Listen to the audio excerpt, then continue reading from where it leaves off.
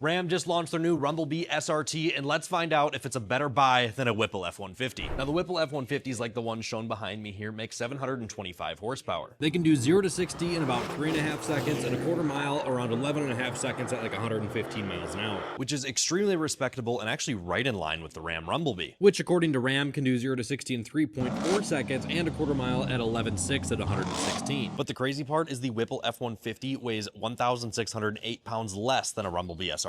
Even with it weighing so much less, it's arguably still a more capable truck, because a single cab short box F-150 still has a 6.5 foot bed, where all of the Rumblebee models lose a foot and go down to a 5.5, and both of them have a towing capacity of just under 9,000 pounds. But the wheel and tire setup is definitely the craziest thing about the Rumblebee, because on all four corners, the Rumblebee has a 325 square setup, which is just massive. Last but not least, let's talk about the transmission quick. These sleeper F-150s feature a 10-speed automatic transmission, where the transmission in the Rumblebee is still the ZF 8-speed that's used in all the other Hellcats and stuff like that. The ZF can shift in 160 milliseconds, where the 10-speed can shift at 150 milliseconds, so it can actually shift a little bit quicker. But we still do need to address the biggest elephant in the room, which is, of course, the price. Now, a completely stock Whipple F-150, unlike the three that I'm showing you here, they have the steel wheels, the factory stance, all that stuff. They can run you in the high $50,000 range. Now, if you're looking for one that's fully built with suspension, wheels, Whipple, leather interior, to kind of get you close to what the Rumblebee looks like,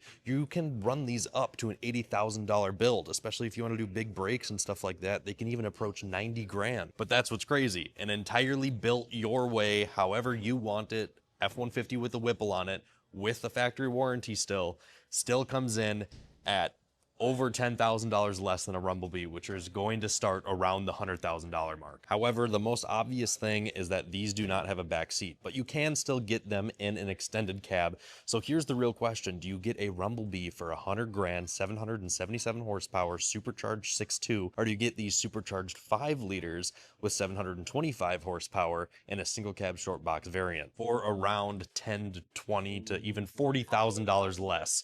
That's the real question. Which one would you pick? Let me know down in the comments below, and be sure to give us a follow for more.